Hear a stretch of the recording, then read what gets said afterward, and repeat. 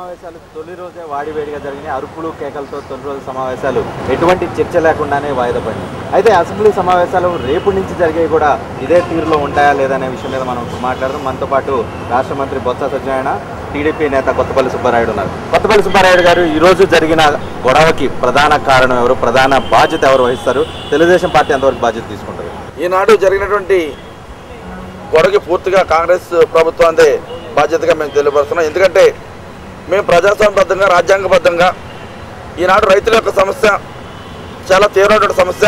రైతుల విషయం కానీ, రైతు కార్మికుల విషయం మనం పోల్చుకున్నట్లయితే కోట్లాది మంది ప్రజల యొక్క సమస్య ఈ రోజున వరి రైతు గిట్టుబాటు ధర. కేవలం ఒక వరి రైతు గురించే కాదు, మొక్కజొన్న కానివ్వండి, వేరుశెనగ కానివ్వండి, చెరుకు కానివ్వండి, పత్తి కానివ్వండి, కొబ్బరి కానివ్వండి, లేకపోతే రొయ్యల రైతులు కానివ్వండి, అందరికీ కూడా మద్దతు ధర ఉండాలి. ఈ రోజున ఆంధ్ర రాష్ట్రంలో రైతాంగం ఆందోళన ఉన్న తీవ్రమైన ఆవేదనతో ఉన్నారు. ఈనాడు మొక్కజొన్న వరి గురించి ఒకేసారి అసెంబ్లీలో ఈ రోజు ప్రొసీడింగ్స్ జరగకపోవడానికి టీడీపీ ఎంతవరకు బాధ్యత తీసుకుంటారు? అసెంబ్లీలో ప్రొసీడింగ్ జరగడానికి మాకు ఎటువంటి బాధ్యత లేదు. ఎందుకంటే మేము రాజ్యాంగబద్ధంగా వాయిదా తీర్మానం కోరడం జరిగింది. వాయిదా తీర్మానాన్ని గతంలో మా పార్టీకి మేము అధికారంలో ఉన్నప్పుడు కానివ్వండి, లేకపోతే వేరే కాంగ్రెస్ పార్టీ ప్రభుత్వాలు అధికారంలో ఉన్నప్పుడు కానివ్వండి, దాని యొక్క ఆవశ్యకతను, దాని యొక్క సీరియస్నెస్ని గమనించి వాయిదా తీర్మానం ఇచ్చినప్పుడు కొన్ని సందర్భాల్లో వచ్చిన ఆఫ్ చేసి ఇమీడియట్ గా వాయిదా తీర్మానం ఆమోదించి చర్చ మొదలు పెట్టడం జరిగింది. ఇక్కడ రైతు కన్నా మనకి ఎవరు ఎక్కువ కాదు. అధికార పక్షం కావాలని ఉద్దేశపూర్వకంగానే వరికి సంబంధించి ప్రతిపక్షాలు ఏవైతే ఆందోళన చేస్తున్నాయో, ప్రతిపక్షాలు ఏదైతే దాని మీద చర్చ కావాలంటున్నాయో దాన్ని ఉద్దేశపూర్వకంగా అడ్డుకుంది అనేది ఒక ఆరోపణ. ఒక్క విషయాన్ని ఇక్కడ మనం తెలుసుకోవాలి, స్పష్టం చేయాలి. ఈ సమావేశాల్లో సభ సరిగ్గా సజావుగా సాగకూడదు. సభ కానీ జరిగితే ఏదైతే ప్రజలకు కావాల్సిన విషయాలు ఉన్నాయో, ఏదైతే ప్రతిపక్షాలు వాళ్ళకి కావాల్సిన వివరణ ఉందో అవన్నింటినీ కూడా ప్రభుత్వం చెప్పడానికి తయారుగా ఉంది, చెప్పేస్తారు. అయితే ప్రజల వరి సమస్య, రైతుల సమస్య అడుగుతూ ఉన్నారు ప్రతిపక్షాలన్నీ, వాటి గురించి చర్చించాలని ఎందుకు కాదని ఎవరున్నారు? మేమేమో దానికి వ్యతిరేకమా? మేము వ్యతిరేకమైతే మా ముఖ్యమంత్రి గారు వెళ్ళి ప్రధానమంత్రి గారిని ఎందుకు కలుస్తారు? మా పార్లమెంట్ సభ్యులు వెళ్ళి ఎందుకు కలుస్తారు? ఇస్తారు. దానికి ప్రొసీజర్ ఉంది, దానికి ఒక పద్ధతి ఉంది, దానికి ఉంది. అంతేగాని మాకు వచ్చి బలం ఉంది కదని 10 మంది ఉన్నాం కదని వెళ్ళిపోయి స్పీకర్ పోడియం ముందుకెళ్ళి గొడవలు పెట్టి కేకలేసి ఇది సభ్యత కాదు. ఇది సమంజసం కూడా కాదు. ఇది బలం ఉందని చెప్పి లేనిపోయిన హంగామా సృష్టిస్తున్నారు. మంత్రి గారు చెప్పేది పూర్తిగా అవాస్తవం. మేము ఖచ్చితంగా చెప్తున్నాం. ఈ రోజున ప్రభుత్వం దగ్గర సమాధానం చెప్పేటువంటి సత్తా లేక, ప్రభుత్వం దగ్గర సమాధానం లేక ఈ రోజున మరి వరి రైతుకి, మరి జొన్న ఏదైతే గోధుమ రైతుల కన్నా క్వింటాల్కి 305 రూపాయలు తేడా అంటే ప్రతి కేజీకి 3 రూపాయలు 5 పైసలు. అంటే వరి రైతు గురించి, అదే గోధుమ రైతు గురించి ఒకేసారి కేంద్ర ప్రభుత్వం దగ్గరికి విషయం వెళ్ళడం జరిగింది. కేంద్ర ప్రభుత్వం అక్కడ గోధుమలు క్లియర్ చేసి క్వింటాల్కి 1000 రూపాయలు ఇచ్చి వరి రైతుకి కేవలం 695 రూపాయలు ఇచ్చారు. దాని గురించి సమాధానం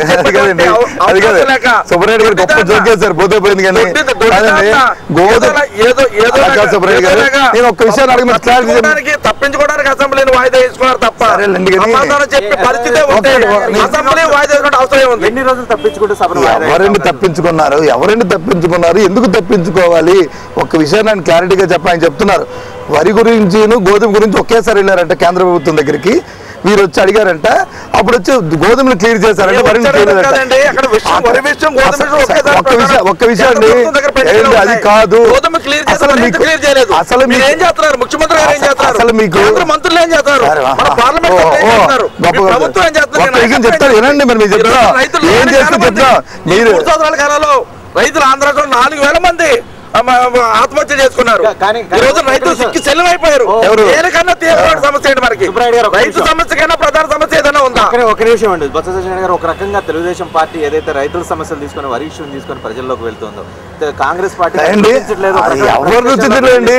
అసలు ఎక్కడ ఒక్కుందండి వాళ్ళకి? వ్యవసాయం గురించి, వరి గురించి, లేకపోతే గోధుమ గురించి, మొక్కజొన్న గురించి మాట్లాడే ఒక్క ఎక్కడ ఉందంట వాళ్ళకి అసలు ఇంతవరకు కూడా హైటెక్ అని చెప్పిన, అది అని చెప్పని, బిల్ క్లింటన్ అని చెప్పిన, బిల్ గేట్స్ అని చెప్పి తిరిగిన మనుషులు ఇవాళ తలపాటు తెచ్చుకొని గ్రీన్ పట్ట వేసుకుంటే రైతు అయిపోతారంటే మాట వేసుకుంటే పగటి రాష్ట్రాలు ఇవాళ వచ్చి అదేశారు. ఈ పగటాలో ఏం చేస్తామో తెలుసు అయ్యా. ఈ రాష్ట్రం అందరికీ తెలుసు ఏం చేసామో, ఏం చేశారు. ఒక విషయం చెప్పండి, ఏం మద్దతు ధర ఇచ్చారు రాష్ట్ర ప్రభుత్వం? మీరు ఏ సహకారం చెప్పండి, ఏదని చెప్పండి. ఒకసారి మీరున్నప్పుడు ఏం చేస్తాం? అసెంబ్లీ వాయిదా అవసరం లేదండి. ఎవరికి వాయిదా మీకు చేత కాక మీకు వాస్తవాలు ప్రజలకు తెలుస్తాయని ఒక ఉద్దేశంతో ఇవి తెలిస్తే మా ఊరికి ఎక్కడ పోతే మా పగటి కళలు మా పగటి వేషగాళ్ళు మేము తయారు వేషాలు అన్ని ఎక్కడ పోతాయి భయ వాళ్ళకి ఎవరు దోగముడిస్తారండి అని చూసే చూసి చూసి మేము చూసాం ఇవన్నీ కథలు చెప్పండి మాకు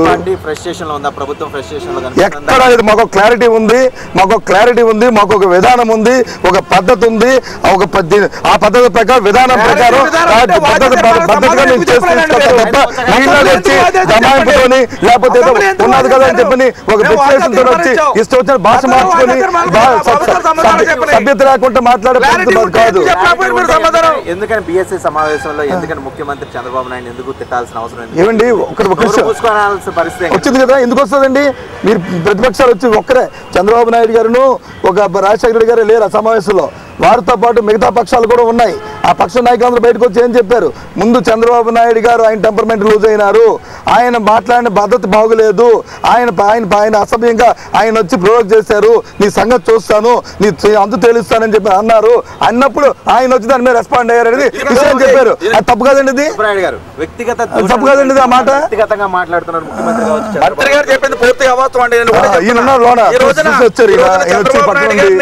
ముఖ్యమంత్రి గారు చంద్రబాబు నాయుడు గారికి యావత్ ఆంధ్ర రాష్ట్రం సంగతి చూస్తారంటే ఎవరికి అవమానం ముఖ్యమంత్రి పట్టుకుని సంగతి చూస్తారంటే ఎవరికి అవమానం అండి అది ముఖ్యమంత్రి చూసి ముఖ్యమంత్రిని సంగతి తెలుస్తారంటే ఎవరికి అవమానం అది తెలిసేది ఒకటే చెప్తున్నాం ఏం తెలుస్తారండి ఏం తెలుస్తుంది యావత్ రైతు లోకాన్ని గొప్ప వాళ్ళు సార్ ఇవన్నీ ఇదేంటంటే చేయలేకపోయారు గొప్ప వాళ్ళు సమస్య రైతు సమస్య చరిత్ర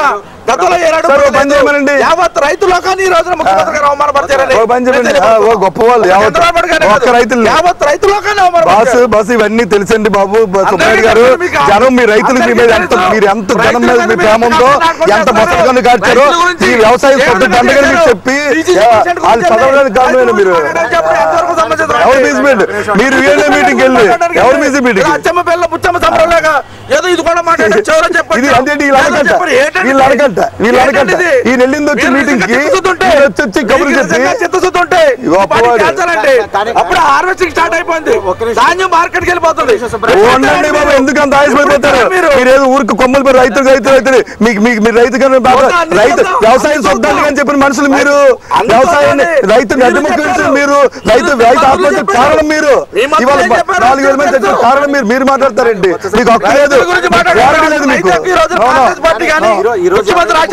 లేదండి ముఖ్యమంత్రి వ్యవహరించిన తీరు ప్రజాస్వామ్యంలో బ్లాక్ డే ఇంత ప్రతిపక్ష చెప్పండి ఈ స్థాయిలో వ్యవహరించడం కరెక్ట్ ఏంటి ఎవరు చంద్రబాబు ఎప్పుడు మమ్మల్ని పొగుడుతాడండి చంద్రబాబు మమ్మల్ని పడి మంచి అంటాడా ఆయన ప్రతిరోజు 365 రోజులు సంవత్సరానికి అయితే ఒక్కరోజు గుడ్డే అంటాడండి నేను చేసినవన్నీ పచ్చకావిలో పచ్చగున్నట్టు ఆయనకి ఎప్పుడు మేము చేస్తున్న తప్పులే మేము తాటి ఇచ్చిన తప్పు పెన్షన్ ఇచ్చిన తప్పు ఇల్లు ఇచ్చిన తప్పు లేకపోతే ఏదైనా కార్యక్రమం రైతులకు తప్పు ప్రాజెక్ట్ తప్పు అన్ని తప్పులే ఆయనకి పచ్చదండి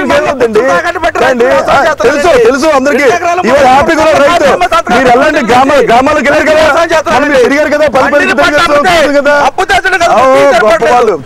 ఈ రోజు మద్దతు ధర ఇవ్వలేనటువంటి రైతుల గురించి మాట్లాడేటువంటి రైతు ఒక మీకు లేదు అసెంబ్లీని వేదిక చేసుకుని రాజకీయాలు చేస్తూ ఉన్నారు రాజకీయ పార్టీలన్నీ రాజకీయాలు చేస్తున్నాయి రైతు సమస్యలు ప్రజల సమస్యలు మేమైతే 100% మేము రాజకీయాలు చేయడానికి మేము ఆలోచించట్లేదు చేయవలసిన అవసరం మాకు లేదు ఎందుకంటే ప్రభుత్వం మేము పరిపాలిస్తున్నాం మాకు కావాల్సింది ప్రజలకు కావాల్సిన ఏదైతే కావాల్సిన అవసరం ఉందో అవసరాన్ని తీర్చాలి ప్రభుత్వం ఇస్తున్న పథకాలు ప్రజలకు అందించాలి తద్వారా ప్రజల తాలూకు మన్నలు పొందాలనుకుని ప్రభుత్వం ఎప్పుడు ప్రయత్నం చేస్తుంది ఇవాళ ప్రతిపక్షం చేస్తుంది ఏంటంటే అవి ప్రజలకు అందకూడదు ప్రజలకు అందితే ప్రజలు నష్టపోతారు ప్రజలకు కాంగ్రెస్ పార్టీ మీద అభిమానం ఎక్కడ వచ్చేస్తుందో మా ఉనికి ఎక్కడ పోద్దో మేము బంగాళాఖాతంలో ఎక్కడ కలిసిపోతామో అనుకున్న ఆలోచనతో వాళ్ళు చేస్తున్నారు కార్యక్రమాలు ఇవన్నీ ఏం చెప్తారు కథలు చెప్తారు ఈ కథలు చూస్తాం ఎన్ని అనుకున్నా ఎన్ని చేసినా మేము అనుకున్న చేసి తీరుతో ప్రజలకు మంచి చేస్తే రాష్ట్రాన్ని ముందు తీసుకెళ్తాం ఇవన్నీ కాదు ప్రజాస్వామ్యబద్ధంగా ఈ రోజున వాయిదా తీర్మానం ఇచ్చాం అనేక సందర్భాల్లో ప్రభుత్వాలు దాని యొక్క ఇచ్చినటువంటి వాయిదా తీర్మానం యొక్క తీవ్రతను